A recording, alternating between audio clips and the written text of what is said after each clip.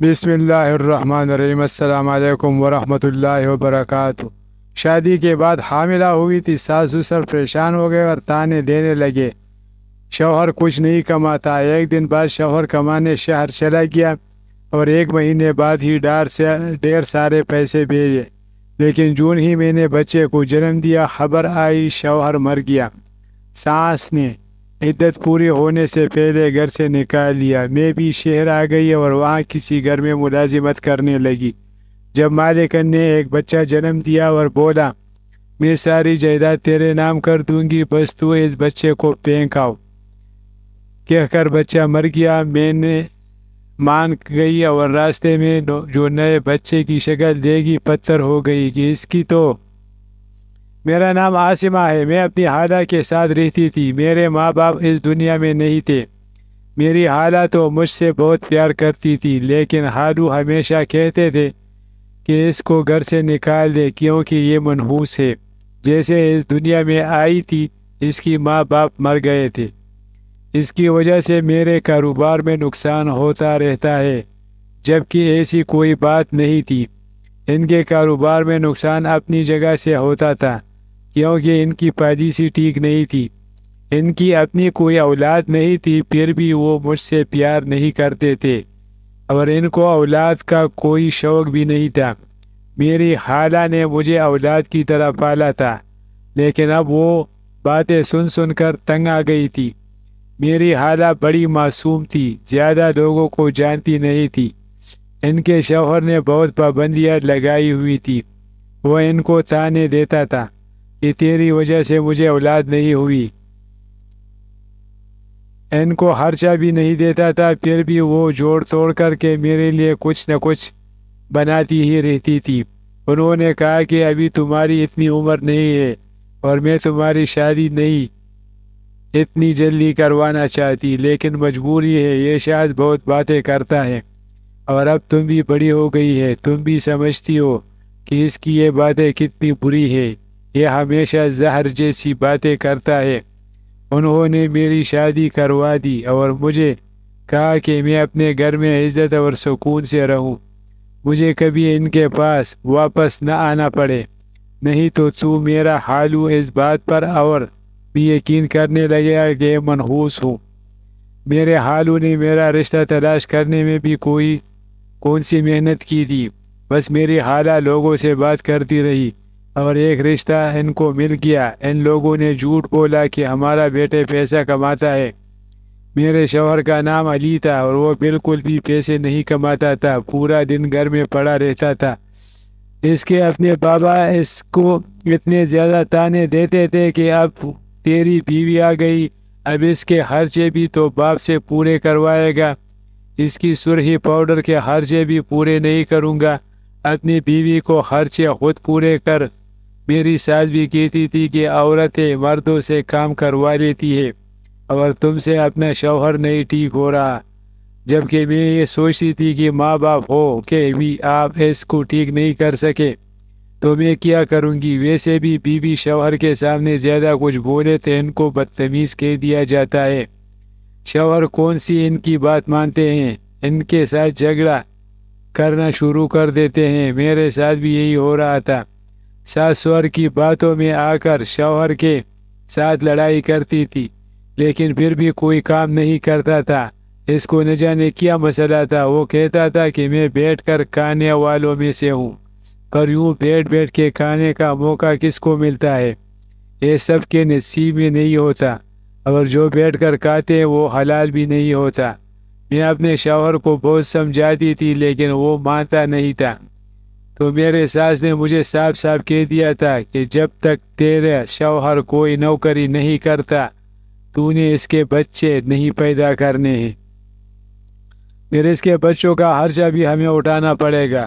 ابھی تو اس گھر میں جو بھی میرے لیے بچتا تھا میں کھا جاتی تھی، کبھی کبھی میرے لیے سالن نہیں ہوتا تو میں انڈے کے ساتھ روٹی کھا لیتی تھی، کبھی کھانا ہی نہیں کھاتی، اور جو بھی ہوتا اپنے شوہر کے لیے رکھ دیتی۔ شوہر کو بار بار سمجھاتی تھی کہ آپ ایسا کیوں کرتے ہیں، آپ کو نظر نہیں آتا کہ آپ کے اپنے ماں باپ آپ کو کتنی باتیں سناتے ہیں۔ وہ کہتے تھے کہ ماں باپ تو سب کو باتیں سناتے ہیں، میرے ماں باپ مجھ سے بڑا پیار کرتے ہیں، میں ان کی شادی کے 4 سال بعد پیدا ہوا تھا، ان کو مجھ سے بڑی محبت ہے، بس یہ محبت دکھاتے نہیں، اور اگر میں کسی کا کھا رہا ہوں تو اپنے باپ کا ہی کھا رہا ہوں، میں کسی غیر کا تو نہیں کھا رہا ہوں، کہیں چوری کر کے تو نہیں لا رہا، اور اگر تم اس گھر میں 2 وقت کی روٹی کھا لو گی تو تم بھی ان کی بہو لگتی ہو، سارا دن اس گھر کے کام کرتی ہیں، ان کے کپڑے دھوتی ہے، ان کے برتن دھوتی ہے، ان کو اس طرح کی بات نہیں کرنی چاہیے، بڑے ہیں اس لیے ان کی باتیں سن لیا کرو، لیکن ہم لوگ حق پر ہیں، ہم لوگ کوئی ایسی حرکت نہیں کر رہے ہیں، سارے گھر کے سودے میں لے کے آتا ہوں، دودھ دہی مجھ سے منگواتے ہیں، امی مجھ سے پنکھے صاف کرواتی ہیں، جب وہ بیمار ہوتی تھی تو میں برتن بھی دھوتا تھا، مجھے میرے شوہر کی باتیں بہت عجیب لگتی تھی، وہ یہ سمجھتا ہی نہیں تھا کہ مرد کا کام پیسے کمانا ہوتا ہے، میرے ساس سسر جان بوجھ کر اس کے ساتھ اس طرح کا رویہ رکھتے تھے کہ شوہر کو تھوڑی بہت شرم آ جائے، جبکہ بیٹا تو ان کا بھی تھا، لیکن پھر بھی وہ اس کو ٹھیک کرنے کے لیے سب کچھ کرنا چاہتے تھے، پر میرے شوہر کو کوئی احساس نہیں ہوتا تھا۔ میری ساس نے کہا تھا کہ تم نے بچہ پیدا نہیں کرنا، لیکن اس میں عورت کا کیا کر سکتی ہے۔ مجھے جب پتہ چلا کہ میں امید سے ہوں تو میری ساس نے مجھے اور بھی زیادہ تانے دینے شروع کر دیے، میں بھی بہت زیادہ پریشان ہو گئی، کیونکہ بچے کے تو پھر بہت زیادہ خرچ ہوتے ہیں۔ ڈاکٹر نے مجھے پہلے دن ہی کہا تھا کہ آپ کی طبیعت کچھ ٹھیک نہیں لگ رہی ہے، جیسے جیسے دن گزر رہے ہیں ڈاکٹر کا کہنا تھا کہ شاید آپ کا آپریشن ہو جائے، اور آپریشن کے خرچے کے بارے میں سن کر میں مزید پریشان رہتی تھی۔ شاید میری طبیعت خراب ہونے کی وجہ یہی تھی کہ میں بہت زیادہ ٹینشن لیا کرتی تھی۔ میرے 7واں مہینہ شروع ہو گیا، میں اپنے شوہر کے سامنے بیٹھ گئے، میں نے کہا کہ یا تو آپ کوئی کام کرے یا پھر مجھے بھی زہر دے دے تاکہ یہ مصیبت ختم ہو جائے۔ میرے شوہر کی آنکھوں میں پہلی دفعہ میں نے احساس ذمہ داری دیکھا، اور اگلے دن وہ شہر چلا گیا۔ اس نے کہا کہ میں شہر جا کے پیسے کماؤں گا۔ میرا شوہر شکل و صورت کا بہت اچھا تھا، عمر میں بھی مناسب تھا، میرا خیال بھی کرتا تھا، لیکن پیسے کمانے کے معاملے میں ہی سست تھا۔ اس میں صرف یہ کمی تھی، میرے ساس سسر کو بھی یقین نہیں تھا کہ ان کا کہنا تھا کہ یہاں وہاں جا کے سیر کر کے واپس آ جائے گا، اس نے 1 روپیہ بھی نہیں کمانا ہے۔ میں پیچھے بہت دعائیں کرتی تھی کہ سب کچھ ٹھیک ہو جائے، میرے شوہر کو وہاں جا کے کوئی کام مل جائے، کیونکہ پڑھا لکھا تو تھا۔ اور پھر اللہ نے کرم کیا کہ 1 مہینے بعد میرے شوہر نے میرے نام منی آرڈر بھیجا۔ جب میرے نام منی آرڈر آیا تو میں حیران رہ گئی۔ میری ساس اور سوہر کہہ رہے تھے کہ 500 یا 1000 روپے بھیج دیے ہوں گے، وہ بھی کسی سے مانگ کر، اور تم بلا وجہ خوش ہو رہی ہے۔ لیکن جب میں نے کھولا تو اس میں کافی سارے پیسے تھے، میری آنکھوں میں خوشی کے آنسو آ گئے، اس کے اندر پورے 60,000 روپے تھے۔ میری ساس اور سسر بھی حیران رہ گئے کہ میں نے اپنے بچے کے لیے چیزیں لی اور وہ ساری چیزیں پوری کر لی جو ابھی تک نہ لے سکی تھی۔ ڈاکٹر کے پاس گئی اور سسر کو بھی پیسے دیے، انہوں نے چھپ کر کے پیسے رکھ لیے، پر ان کی زبانیں بند ہو گئی تھی۔ دوسرا مہینہ بھی آنے والا تھا، مجھے یقین تھا کہ میرا شوہر پیسے ضرور بھیجے گا، لیکن اس دفعہ پیسے نہ آئے، بلکہ یہ خبر آئی کہ میرا شوہر اس دنیا سے چلا گیا ہے۔ جس جگہ کام کرتا تھا اس جگہ آگ لگ گئی ہے، اور اس کی لاش بھی نہیں ملی۔ ہم لوگ دکھ سے بے حال تھے، میری ساس اور سسر پوری طرح پریشان تھے، ان کی حالت بھی خراب تھی۔ ان کا کہنا تھا کہ ابھی تو ہمارا بیٹا ٹھیک ہو گیا تھا، پیسے بھی کمانے لگا تھا، بیچارہ اس دنیا سے چلا گیا۔ میرے حالو اور حالہ افسوس کرنے کے لیے آئے تو میرے حالو نے کہا کہ یہ تو ہونا ہی تھا، یہ لڑکی جو ہم نے آپ لوگوں کو دی تھی یہ منحوس ہے، اس نے اپنے ماں باپ کو بھی ایسے ہی کہا لیا تھا، وہ بھی حادثے میں ہی چلے گئے تھے، ان کو بھی آخری بار دیکھنے کا موقع نہیں ملا تھا۔ میری ساس اور سسر کے دماغ میں یہ بات بیٹھ گئی، اور جب میرے ہاں بچے کی ولادت ہو گئی تو انہوں نے اس کو بھی گود میں نہیں اٹھایا بلکہ مجھے گھر سے نکال دیا۔ انہوں نے کہا کہ تیری وجہ سے سب کچھ ہوا ہے، میں بالکل ہی سڑک پر آ گئی، خالہ کے پاس واپس جانے کا سوچا، لیکن جس نے میرے گھر کو برباد کر دیا وہ مجھے اپنے گھر میں کیوں رکھتا؟ میری خالہ کو ویسے ہی کہتا تھا کہ تیری وجہ سے مجھے اولاد نہیں ملی، وہ ویسے بھی کچھ نہیں کر سکتی تھی، ان کو تو دن رات طلاق کی دھمکی ملتی تھی۔ میں پریشان تھی اور سڑکوں پر رہ رہی تھی۔ میرے گلے میں ایک سونے کی چین تھی، میں نے سوچا کہ کچھ کرنا چاہیے۔ میں نے اس سونے کی چین کو بیچ دیا اور میں بھی شہر چلی گئی، کیونکہ یہاں پر سب لوگ ایک دوسرے کو جانتے ہیں۔ یہاں پر میں کوئی کام کرتی، کل کو یہ بات ادھر پھیل جاتی تو بدنامی ہوتی۔ شہر میں ایک جگہ بنی ہوئی تھی، اسے دارالمان کہتے ہیں، وہاں یہ پہ چلی گئی اور کچھ دن وہیں پر رہی، لیکن مجھے وہاں کا ماحول بالکل بھی پسند نہیں تھا۔ وہ پورا دن مجھے کام میں لگا دیتے تھے، اپنے بچے کو سنبھال نہیں پاتی تھی، اور یہاں پر کھانے پینے کو بھی ٹھیک سے نہیں ملتا، کام زیادہ ہوتے تھے۔ میری حالت بہت بری تھی۔ وہاں ایک عورت تھی جس کے بچے بھی نہیں تھے اور شوہر بھی نہیں تھا۔ اس نے کہا کہ دیکھو، میں تمہیں مخلص مشورہ دیتی ہوں، تم یہاں سے چلی جاؤ اور کسی کے گھر میں جا کر کام کر لو۔ یہ بڑا شہر ہے، یہاں لوگوں کو ایسی نوکرانیاں چاہیے ہوتی ہے جو وہیں پر رہیں اور سارے گھر کا کام کرے، اور یہ صرف نام کی نوکرانیاں ہوتی ہے۔ تنخواہ تو ان کی اتنی ہوتی ہے جتنی آفس میں بیٹھا ہوا کوئی بندہ کما لیتا ہے۔ تمہیں آرام سے 15-20 ہزار روپے مل جائیں گے، جو تمہارے اور تمہارے بچے کے لیے کافی ہوں گے۔ رہنے کے لیے جگہ بھی دے دیں گے، کھانا بھی ان کے ذمہ ہوگا، اور ہو سکتا ہے گھر کی کوئی پرانی چیزیں اور پرانے کپڑے بھی تمہیں دے دیں۔ بڑے بڑے لوگ پڑے ہیں اس دنیا میں، ان کو بھی ضرورت ہوتی ہے ایسے لوگوں کی جو ان کے گھر میں رہیں، اور تم تو پڑھی لکھی ہو، ساتھ ان کے بچوں کو بھی پڑھا دینا، تمہارا تو پیدا ہو جائے گا۔ اس عورت کی بات تو ٹھیک تھی، لیکن ایسی جگہ کہاں سے تلاش کرتی؟ اس نے کہا کہ میں تمہاری مدد کروں گی، میری تو عمر نکل گئی ہے، میں کسی گھر میں کام نہیں کر سکتی ہوں، لیکن تم ابھی جوان ہو، تم یہ سب کچھ آرام سے کر سکتی ہو، اس لیے میں تمہاری مدد کرنا چاہتی ہوں۔ اور وہ عورت بہت اچھی تھی، اس نے میری بہت مدد کی اور مجھے بتایا کہ کچھ عرصے کے بعد کوئی نہ کوئی ہی مل جائے گا۔ میری قسمت اچھی تھی، ایک ہفتے کے بعد ہی ایسی عورت مل ہی گئی۔ صبح میں اپنے بچے کو لے کر اس کے پاس چلی گئی۔ گھر اس کا واقعی بہت بڑا تھا، یہاں پر ایک مالی بھی کام کر رہا تھا، گیٹ کے پاس چوکیدار بھی بیٹھا تھا۔ میں اندر گئی اس عورت سے ملنے کے لیے، وہ بہت ہی زیادہ خوبصورت اور امیر تھی۔ اس نے مجھے دیکھا تو حیران رہ گئی۔ اس نے کہا کہ تم کام کرنے والی تو نہیں لگتی۔ میں نے کہا کہ قسمت بی بی جی، ورنہ میں واقعی کسی کے گھر کا کام کرنے والی نہیں ہوں۔ اس نے کہا کہ یہ بیٹا تمہارا ہے؟ میں نے کہا یہ میرا بیٹا ہے۔ اس وقت میرے بیٹے کی عمر 6 ماہ تھی۔ اس نے کہا بچے کے ساتھ سارے کام کر لو گی؟ ویسے تم نے صرف کھانا وغیرہ ہی پکانا ہے، یا تھوڑی بات صفائی ستھرائی کا کام ہوگا؟ ایک عورت بھی رکھی ہوئی ہے جس عورت سے ہم لوگ باتھ روم وغیرہ صاف کرواتے ہیں، اس سے کھانا نہیں بنواتے، اس لیے ہمیں کھانا بنانے کے لیے کوئی چاہیے۔ یعنی کہ وہ مجھے کھانا بنانے کی رکھنا چاہتی تھی۔ میں نے کہا کہ مجھے کوئی مسئلہ نہیں ہے، اور خود بھی امید سے تھی، اور شاید اس کے بھی دن قریب تھے۔ اس نے مجھے کہا کہ آج کا کھانا بنا دو، اگر تم نے اچھا کھانا بنایا تو تمہیں نوکری پر رکھ لیں گے۔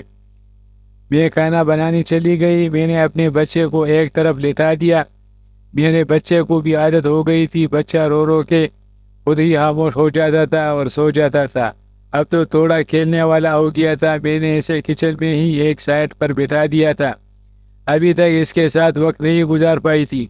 سوچتی تھی کہ بیچارہ کتنا بد نصیب ہے، باپ اس دنیا سے چلا گیا، ماں لوگوں کے گھر میں نوکر بن کر رہ گئی، اور رہنے کے لیے کوئی جگہ بھی نہیں ہے۔ میں کھانا بنا رہی تھی جب دوسری عورت نے بتایا کہ یہ مالکان بڑی اچھی ہے، بہت زیادہ اچھی انسان ہے، اس کا شوہر اس کے ساتھ ہی ہوتا تھا، لیکن ابھی کچھ سال پہلے باہر کے ملک چلا گیا، اس لیے پیچھے اکیلی ہے۔ کھانے پینے کا اس کا بہت شوق ہے، اس گھر میں آنا جانا بھی بہت ہے، تمہیں اچھے پیسے دے گی۔ ابھی پیسوں کی بات نہیں ہوئی تھی، میں نے بڑے دل سے کھانا بنایا اور 3-4 چیزیں بنا کر اس کے سامنے پیش کر دی۔ جب اس نے کھانے کی شکل دیکھی تو اس کی شکل سے لگ رہا تھا کہ اسے کھانا بہت پسند آیا۔ جب اس نے ذائقہ چکھا تو حیران رہ گئی۔ اس نے کہا کہ تم نے تو واقعی بہت اچھا کھانا بنایا ہے، اور کھانا کھانے کے بعد اس نے مجھے بتایا کہ وہ مجھے مہینے کے 20,000 دے گی۔ میں خوش ہو گئی۔ اس کے بعد اس نے مجھے کوارٹر بھی دکھا دیا جس میں تھوڑا بہت سامان بھی موجود تھا۔ میری خوشی کی انتہا نہیں تھی۔ اس کے علاوہ اس نے مجھے اور پیسے بھی دیے اور کہا کہ اپنے اور اپنے بچے کے لیے کپڑے بھی لے لینا، آگے سردی کا موسم آ رہا ہے۔ میں بہت خوش ہو گئی اور وہیں پہ کام کرنے لگی۔ سوچنے لگی کہ انسان کے ساتھ کچھ بھی برا ہو جائے، اس کے ساتھ اس کا اللہ ضرور ہوتا ہے، وہ اس کی مدد کرتا ہے۔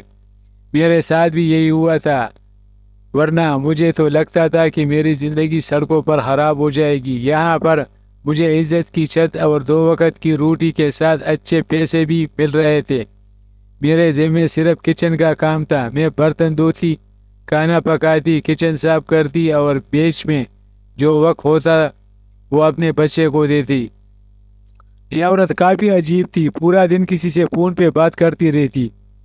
مجھے نوکرانی نے کہا تھا اس کا شوہر باہر کے ملک ہوتا ہے، لیکن کوئی شوہر سے اس طرح بات نہیں کرتا، وہ بھی شادی کے 8-10 سال کے بعد اس طرح بات نہیں کرتا، وہ بھی شادی کے 8-10 سال کے بعد۔ یہ تو ایسی بات کرتی تھی جیسے کوئی لڑکی کسی دوست سے بات کرتی ہے۔ دن میں نہ جانے کتنی دفعہ تیار ہو کر اس کو اپنی تصویریں بھیجا کرتی تھی، اور ہر ٹائم اس نے کانوں میں ہینڈ فری لگایا ہوتا تھا۔ کبھی کبھی اس کو اپنے شوہر سے اس طرح بات کرتے ہوئے دیکھ کر میرے دل میں بھی خواہش پیدا ہونے لگتی کہ میں نے اپنے شوہر کو ٹھیک سے وقت بھی نہیں دیا۔ جو وقت میرا اس کے ساتھ لکھا تھا اس میں بھی ہم لوگ جھگڑا کرتے رہے، کیونکہ میری ساس روز مجھے کہتی تھی کہ تو اپنے شوہر سے پیار سے پیش آئے گی تو وہ کبھی بھی کام نہیں کرے گا۔ تو اس پر پریشر ڈال کر، اس پر دباؤ ڈال کر اس کو کہہ کر مجھے پیسے چاہیے تاکہ وہ بات مانے، اور انہی باتوں میں آ کر ہمارے جھگڑے ہوتے تھے۔ وہ اس دنیا سے چلا گیا۔ اگر دیکھا جائے تو بے حیثیت شوہر تو وہ بہت اچھا انسان تھا، خوبصورت بھی تھا۔ ہمارے کمرے کا ماحول ہمیشہ خوشگوار ہی ہوتا تھا جب تک کہ میں اس طرح کی بات نہیں کر دیتی تھی، اور بیچارے نے اپنے بیٹے کو بھی نہیں دیکھا۔ ایک دفعہ میں اپنے بیٹے کو کچن میں ہی لیے بیٹھی تھی، میں نے کھانا اوپر رکھا تھا لیکن بیچ میں کچھ وقت بچا تھا جس میں میں اس کے ساتھ کھیل رہی تھی، تو نوکرانی نے میرے بچے کے پیر کی طرف دیکھا اور کہا یہ کیا ہے، ایک پاؤں میں تو صرف 3 انگلیاں ہیں۔ میں نے کہا کہ ہاں پیدائشی طور پر یہ صحیح ہے۔ اس کا کہنا تھا کہ جب یہ تھوڑا بڑا ہو جائے گا تو اس کو چلنے میں مشکل تو نہیں ہوگی۔ میں نے کہا کہ یہ تو مجھے پتہ نہیں، لیکن اللہ نہ کرے ایسا ہو، ویسے بھی چلنے کے لیے پاؤں ضروری ہوتی ہیں، ہو سکتا ہے کہ کوئی مسئلہ نہ بنے۔ میرا بچہ بہت خوبصورت تھا، بالکل اپنے باپ پہ گیا تھا، لیکن ابھی بھی میں اس کے حوالے سے بہت پریشان تھی۔ پتہ نہیں اس کی زندگی میں کیا ہونے والا تھا۔ ایک نوکرانی کا بچہ بن کے اس نے کیا کر لینا تھا۔ ساری زندگی لوگ اس کو تانے دیتے کہ تمہاری ماں تو لوگوں کے گھروں میں کام کرتی ہیں۔ ایک دن میں نے ایک بہت ہی عجیب بات نوٹ کی کہ وہ عورت پورا دن کسی شخص سے بہت پیار محبت بھری باتیں کرتی تھی، لیکن ہفتے میں 1-2 بار اسی شخص جھگڑا کرتی تھی اور اتنی بدتمیزی سے بات کرتی تھی، میں بھی حیران ہو جاتی تھی۔ ایک دن تو کہہ رہی تھی کہ اور کیا کروں، میں پورا دن آپ کے ساتھ بیٹھ کے باتیں کرتی رہوں، اور کوئی کام نہیں ہے کیا؟ مجھے ہماری شادی کو 12 سال ہو گئے ہیں، کوئی 12 ہفتے نہیں ہوئے جو میں نے آپ سے اس طرح کی باتیں کروں۔ میں حیران تھی کہ ایک طرف تو خود ہی اس طرح کی باتیں بھی کرتی رہتی ہے، پھر اپنے شوہر کو یہ بھی کہتی ہے کہ میں آپ سے اس طرح کی باتیں کیوں کروں۔ مجھے کچھ سمجھ نہیں آتی تھی۔ ایک دن میں کھانا پکانے میں لگی، دوسری نوکرانی ان کی مالکن کے لیے کافی بنا رہی تھی۔ میں نے کہا کہ اپنی مالکن کو کافی نہیں دو، ایسی حالت میں کافی اچھی نہیں ہوتی۔ اس نے کہا کہ کون سی حالت میں؟ میں نے کہا کہ ان کا بچہ ہونے والا تھا۔ تو اس بات پر وہ ہنسنے لگی کہ ان کا بچہ کہاں سے ہوگا، ان کا شوہر تو 3 سال سے واپس ہی نہیں آیا۔ میں نے کہا کہ کیا مطلب، تم نے دیکھا نہیں ان کا پیٹ نکل آیا ہے؟ تو اس نے کہا کہ وہ تو کھانے پینے سے پیٹ نکلا ہے، امیر عورت ہے، امیر بندوں کے ساتھ ایسا ہی ہوتا ہے، کھاتے پیتے ہیں تو پیٹ پر چربی چڑھ جاتی ہے، بچہ کہاں سے ہوگا؟ ان کا تو شوہر ہی نہیں آتا۔ میں نے خود بچہ پیدا کیا، اس لیے مجھے پتا تھا کہ کسی عورت کا اگر بچہ ہونے والا ہو تو وہ کیسی نظر آتی ہے۔ مالکن کا بچہ ہونے والا تھا، لیکن شاید انہوں نے یہ بات کسی کو نہیں بتائی۔ میں خاموش ہو گئی۔ جس گھر میں ہم رہ رہے تھے، ان کے دیے ہوئے پیسوں پر گزارا کر رہے تھے، ان کا نمک کھا رہے تھے۔ ہم کو ان کے بارے میں اس طرح جاسوسی نہیں لگانی چاہیے تھی، اس لیے میں نے نوکرانی کے ساتھ زیادہ بات نہیں کی۔ کل کو یہ بات کہیں مالکن تک چلی جاتی اور ان کو برا لگ جاتا تو دن اسی طرح گزارنے لگے۔ لیکن ایک رات میں حیران رہ گئی جب کوارٹر کے دروازے پر دستک ہوئی۔ میں نے دیکھا تو یہ مالکن تھی۔ رات کا وقت تھا، اس نے کالی چادر کی ہوئی تھی، ایسا لگتا تھا کہ وہ کہیں باہر سے آئی ہے۔ انہوں نے اپنے کمرے میں بلایا، میرا بچہ سو رہا تھا۔ میں چپکے سے ان کے کمرے میں چلی گئی۔ انہوں نے کہا کہ کسی کو پتہ نہ چلے کہ تم یہاں پر آئی ہو۔ میری بات غور سے سنو۔ مالکن کی حالت بڑی عجیب لگ رہی تھی، ایسا لگ رہا تھا کہ بیمار ہے۔ تھوڑی دیر پہلے مجھے گاڑی کی آواز بھی آئی تھی، لیکن میرے کوارٹر کے پیچھے بھی مین روڈ تھا، اس لیے مجھے لگا کہ گاڑی کی آواز وہاں سے آئی ہے۔ میں بچے کے ساتھ جاگ رہی تھی، کیونکہ رات کو ایک دو دفعہ وہ اٹھ جایا کرتا تھا۔ ابھی بڑی مشکل سے سویا تھا۔ مجھے کہا کہ مجھے تم سے بہت ضروری کام ہے، میں صرف تم پر بھروسہ کر سکتی ہوں۔ اس گھر کے سارے نوکر میرے شوہر نے رکھے ہیں، اس لیے سارے اس کے وفادار ہیں، لیکن میں نے تمہیں رکھا ہے اور تمہیں پتہ ہے کہ تم کو ضرورت سے زیادہ پیسے دیتی ہوں۔ میں نے کوئی غلطی نہیں نکالی، تمہارے حق میں سے کبھی خیانت نہیں کی۔ میں نے کہا کہ بیگم صاحب آپ بہت اچھی ہیں، آپ نے واقعی میں بہت خیال رکھا۔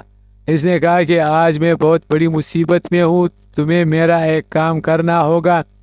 وہ سامنے سے ہٹ گئی تو پیٹ کے اوپر جو چیز پڑی تھی اسے دیکھ کر میں حیران رہ گئی۔ وہ نومولود بچہ جو شاید ابھی ابھی پیدا ہوا تھا، اس نے تو ابھی تک آنکھیں بھی نہیں کھولی تھی اور شکل سے یہ لڑکی لگ رہی تھی۔ میں نے کہا کہ یہ بچہ کس کا ہے؟ اس نے کہا کہ سوال نہیں کرو، بس اس بچے کو یہاں سے لے جاؤ اور اسے کہیں بھی پھینک دو، کسی یتیم خانے کے جھولی میں ڈال دو یا کسی بھی جگہ، بس اس کو اس گھر سے لے جاؤ اور کسی کو یہ بات پتہ نہ چلے۔ تمہارا اپنا بیٹا ہے، اگر تمہاری گود میں کسی نے بچے کو دیکھ دیا تو کہنا کہ یہ میرا بچہ ہے اور اسے یہاں سے لے جاؤ، بس کسی بھی طرح اس کو یہاں سے غائب کر دو، اور اس کام کے میں بہت سارے پیسے دوں گی، اتنے سارے پیسے دوں گی کہ تم اپنے بچے کے لیے وہ پیسے سنبھال کے رکھنا اور تمہارے لیے بہت آسانی ہو جائے گی۔ تم جو بھی مانگو گے میں دوں گی، ہمیشہ تمہارا خیال رکھوں گی، بس یہ بچہ کسی کو دے دو۔ اس کیا کرنا ہے اور اس کا معاملہ کیسے ختم کرنا ہے میں تم پہ چھوڑتی ہوں، بس مجھے اس کے بارے میں کوئی خبر نہیں سننی، اور ایسا کچھ کر دو کہ کسی کو پتہ ہی نہیں چلے کہ یہ پیدا ہوا تھا۔ مجھے سمجھ آ گئی تھی کہ یہ بچہ ان کا تھا اور شاید ناجائز تھا، کیونکہ 4 سال سے ان کا شوہر نہیں آیا تھا۔ اس کا مطلب ہے میرا اندازہ غلط نہیں تھا، وہ ماں بننے والی تھی، لیکن وہ اس سے جان چھڑانا چاہتی تھی، اور میں بھی جانتی تھی کہ اگر میں نے یہ کام کرنے سے انکار کر دیا تو میری نوکری جائے گی اور بچے کی قیمت بھی جائے گی، اور پھر بھی وہ یہ کام کسی اور سے کروا ہی لیں گی۔ میں نے اس بچے کو گود میں لیا اور میں نے کہا ٹھیک ہے، میں آپ کا یہ کام کرنے کو تیار ہوں، میں جاتی ہوں اور یہ کام کر کے آتی ہوں۔ انہوں نے کہا بہت شکریہ۔ میری ایسی منتیں کرنے لگی کہ جیسے میں ان کی مالکن ہوں۔ انہوں نے میرے ہاتھ پہ ہاتھ رکھا اور کہا کہ میں ہمیشہ تمہارا خیال رکھوں گی، تمہیں کبھی کوئی مسئلہ نہیں ہوگا۔ میں بچی کو گلے سے لگائے اپنی چادر میں چھپائے گھر سے نکل گئی۔ سوچ رہی تھی کہ کسی یتیم خانے کے جھولے میں ڈال دوں گی، اتنی بری انسان تو میں بھی نہیں تھی، اس کی جان لے لیتی، لیکن اگر یتیم خانے کے جھولے میں ڈال دیتی تو کوئی نہ کوئی اسے پال لیتا اور یہ کام رات کو ہی کیا جا سکتا تھا۔ لیکن وہ اچانک سے رونے لگی اور میں اسے چپ کروانے کو بیٹھ گئی۔ جب میں نے اس بچی کی شکل دیکھی تو مجھے کچھ عجیب سا احساس ہوا۔ تھوڑی دیر کے بعد میری نظر اس کے پاؤں پر پڑی تو میرے قدموں تلے زمین نکل گئی کیونکہ اس بچی کی میرے بیٹے کی طرح 3 انگلیاں تھی، اور یہ سب کچھ اتفاق نہیں تھا۔ میرے بیٹے کے پاؤں کی 3 انگلیاں اس لیے تھی کیونکہ میرے شوہر کے پیر میں 3 انگلیاں تھی۔ میرا بیٹا اپنے شوہر پر گیا تھا، لیکن اس بچی کے پاؤں میں 3 انگلیاں ہونا کچھ زیادہ ہی عجیب تھا۔ میرے دماغ گھومنے لگا۔ مجھے بتایا گیا تھا کہ میرا شوہر اس دنیا سے چلا گیا، لیکن میں نے اس کی لاش نہیں دیکھی تھی۔ ایسا لگ رہا تھا جیسے میرے دماغ میں کوئی طوفان چل رہا ہے۔ تھوڑی دیر بعد میں واپس آ گئی۔ بچی کو میں نے کوارٹر میں رکھ دیا اور مالکن سے کہا کہ یہ معاملہ ہے، آپ مجھے بتاؤ کہ اس کا باپ کون ہے۔ وہ بھی حیران رہ گئی۔ اس نے کہا کہ بچی تو پھینک دی ہے، لیکن مجھے یہ بتاؤ کہ اس کا باپ کون ہے۔ اس نے کہا کہ میرا شوہر 3-4 سال سے باہر کے ملک میں ہے۔ میری اس کے ساتھ پسند کی شادی بھی نہیں تھی، بس وہ بہت زیادہ امیر ترین شخص تھا، اس لیے شادی کر لی۔ لیکن پھر ایک دن مجھے ایک لڑکا نظر آیا جو کام تلاش کر رہا تھا۔ میں نے اسے کام پر رکھ لیا اور اسے کافی سارے پیسے بھی دیے۔ پھر میری نیت خراب ہو گئی اور میں نے اس کے ساتھ ناجائز تعلق قائم کر لیا، لیکن اس گھر کے لوگوں کو پتہ نہ چلے، اس لیے وہ یہاں سے دور ایک فلیٹ میں رہتا ہے اور مجھ سے ملنے کے لیے رات کو آ جایا کرتا تھا۔ میں بھی وہاں پہ چلی جاتی ہوں۔ یہ اس کی اولاد ہے۔ میرے شوہر کو تو پتہ بھی نہیں ہے کیونکہ وہ تو واپس نہیں آیا۔ میں نے کہا کہ اس شخص کا نام علی ہے۔ وہ حیران رہ گئی۔ پھر میں نے مالکن کو بتا دیا کہ علی میرا شوہر ہے۔ میرے شوہر نے مرنے کا ناٹک کیا تھا، لیکن یہاں پر اس کو پیسے اور عیاشی سب کچھ مل رہا تھا۔ مالکن بھی حیران رہ گئی۔ میں نے اس کے ساتھ علی کے فلیٹ میں چلی گئی۔ جب اس نے مجھے دیکھا تو وہ بھی حیران تھا۔ میں نے کہا کہ تم سے زیادہ گھٹیا انسان میں نے آج تک اس دنیا میں نہیں دیکھا۔ تم نے اپنی موت کی جھوٹی خبر اڑائی، اپنے ماں باپ کو بھی دکھ میں ڈالا، مجھے بھی ذلیل کروایا۔ میں اپنے آپ کو بیوہ سمجھتی رہی۔ تم نے اپنے بچے کو نہیں دیکھا اور آج تمہاری دوسری اولاد بھی کوڑے میں جا رہی تھی۔ میں تمہیں کبھی معاف نہیں کروں گی۔ وہ حیران رہ گیا، مجھ سے معافی مانگنے لگا۔ اس عورت نے بھی اس کو کہا کہ آج کے بعد میرا تم سے کوئی تعلق نہیں، تم کو 1 روپیہ نہیں دوں گی۔ میں بھی وہاں سے واپس چلی گئی۔ میں نے اپنے بیٹے کو اور بچی کو لیا اور اپنے ساس سسر کے پاس واپس آ گئی۔ ان کو سب کچھ بتا دیا۔ وہ بھی حیران رہ گئے، اپنے پوتے کے لیے بہت بے چین تھے۔ مجھے گلے سے لگایا اور پھر اس بچی کو بھی، کیونکہ یہ بھی ان کے بیٹے کا ہی خون تھا۔ 1-2 مہینے کے بعد میرا شوہر واپس آ گیا۔ اس کے پاس 1 روپیہ بھی نہیں تھا اور جانے کے لیے اور کوئی ٹھکانہ بھی نہیں تھا۔ اس نے معافی مانگی۔ وہ تو ماں باپ تھے، ان کا دل پگھل گیا، لیکن میں اسے کبھی معاف کرنا نہیں چاہتی تھی۔ پر یہ زندگی ہے، کوئی فلم ڈرامہ نہیں ہے۔ اولاد کی خاطر اسے معاف کرنا ہی پڑا۔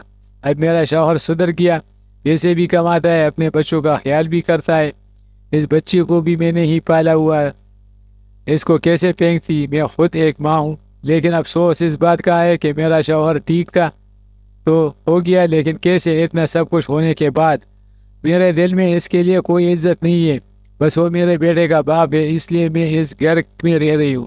ناظرین، مزید اس طرح کی سبق آموز کہانیاں سننے کے لیے ہماری ویڈیو کو لائک کرے، شیئر کرے اور ہمارے چینل کو سبسکرائب کرے۔